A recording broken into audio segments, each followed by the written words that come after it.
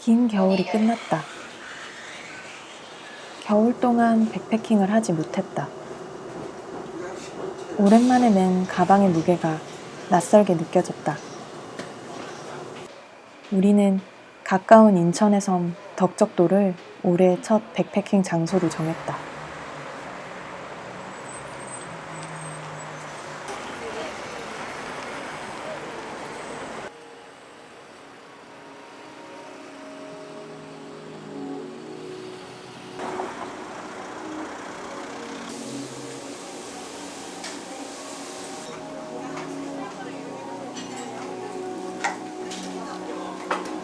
동인천역에 내려 비건 식당으로 갔다. 칠리가지와 파스타 2가지를 시켜 먹다가 남은 음식은 저녁에 먹을 참으로 포장을 했다. 시간이 빠듯해 택시를 타고 인천항으로 이동하면서 익숙한 인천 풍경을 만났다. 곧 배를 타고 떠난다는 게 실감이 났다.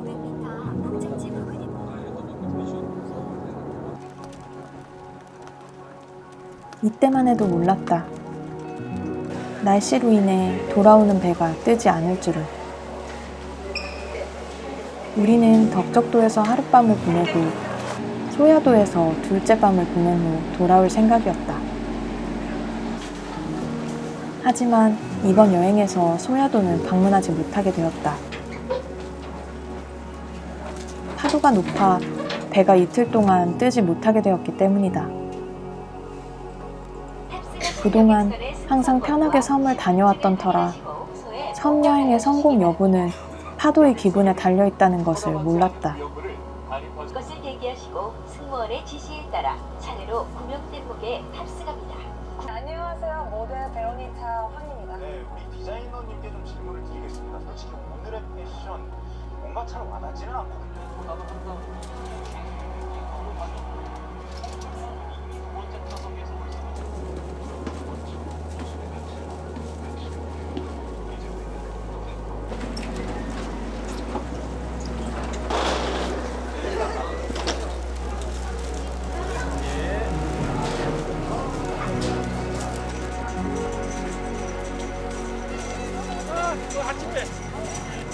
배에서 내리면 항구에 버스 3대가 서 있다. 기사님께 물어 제일 앞에 있는 서포리 해수욕장으로 가는 버스에 올랐다. 서울보다 조금 쌀쌀했던 인천 날씨 덕분인지 이곳은 벚꽃이 이제야 만발해 있었다. 벚꽃 구경 시기를 놓쳐서 아쉬웠던 차에 깔짝 핀 벚꽃나무를 만나니 반가웠다.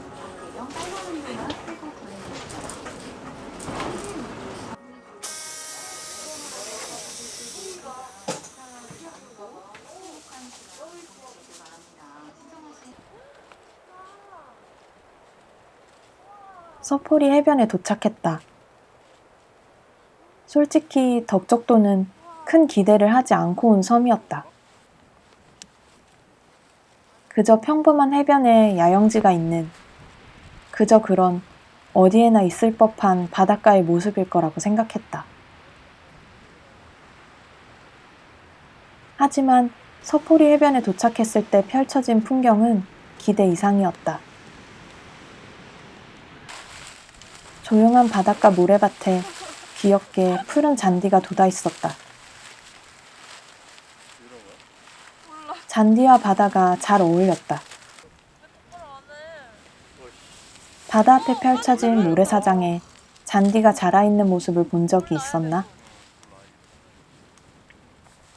기억은 나지 않지만 풍경이 아름다웠다.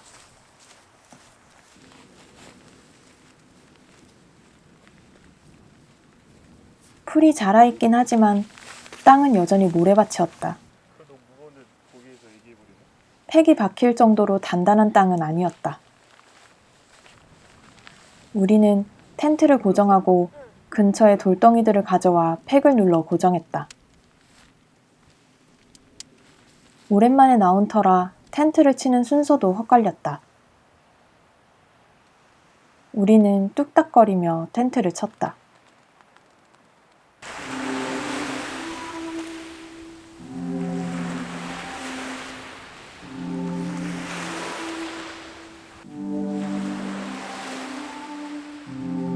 해변에 부서지는 파도가 예뻤다. 불규칙한 곡선을 그리며 오가는 파도의 모습을 바라봤다.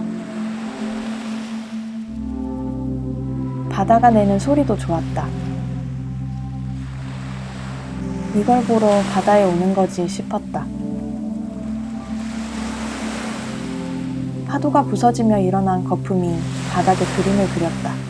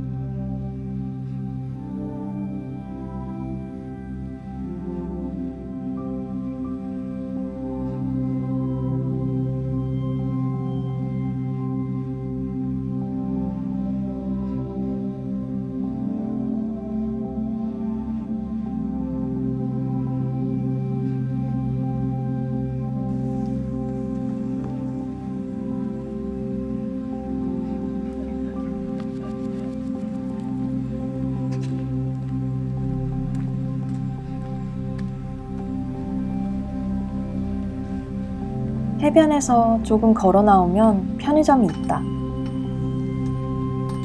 그곳에서 내일 아침 먹을 시리얼과 두유를 사고 젓가락을 몇 개 챙겨왔다.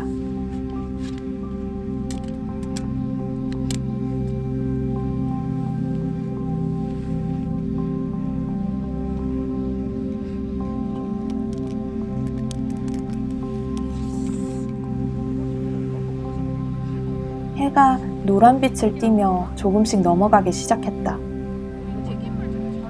우리는 포장해온 음식으로 저녁을 대신했다.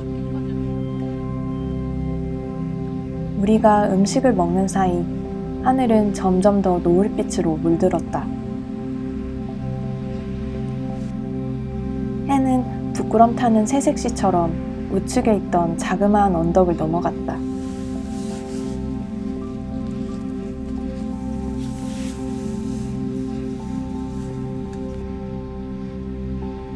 해가 지고 텐트 안에 누우니 조용한 바다, 파도 소리만 들려왔다. 그렇게 누워있다 텐트 밖을 빼꼼 내다보니 밤하늘의 별이 설탕처럼 흩뿌려져 있었다. 우리는 잠시 밖으로 나와 별자리를 찾고 별의 이름들을 확인하며 시간을 보냈다. 도시에서 볼 수 없는 새카만 하늘을 보러 우리는 자연에 나온다.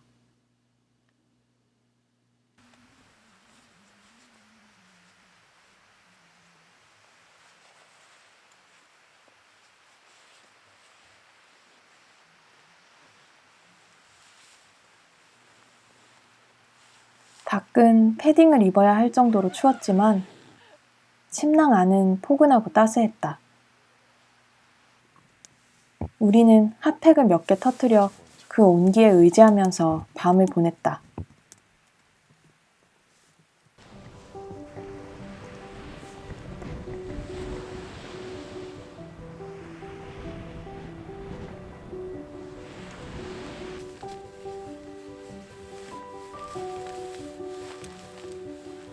다음날 아침 자고 있는 동안 옆에 계시던 분들께서 우리를 깨워주셨다. 오늘 오후에는 배가 뜨지 않는다는 말씀을 해주셨다. 우리는 부랴부랴 짐을 쌌다. 소야도에 가는 것은 포기할 수밖에 없었다. 텐트에 묻은 모래도 제대로 털지 못한 채 가방에 짐들을 우겨 담고 버스 정류장으로 향했다. 손을 재빠르게 놀렸다.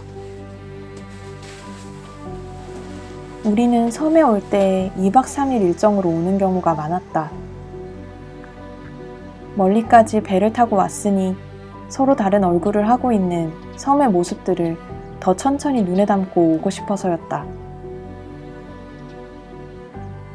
하지만 이번 여행은 꼬리가 잘려나간 것처럼 허겁지겁 집으로 향하게 되었다.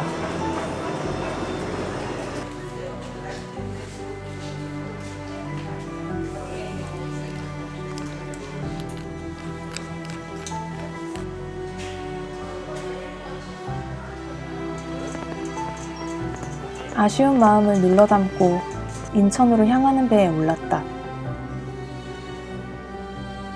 덕적도는 다음에 한 번 더 와보자고 이야기 나누며 집으로 향했다.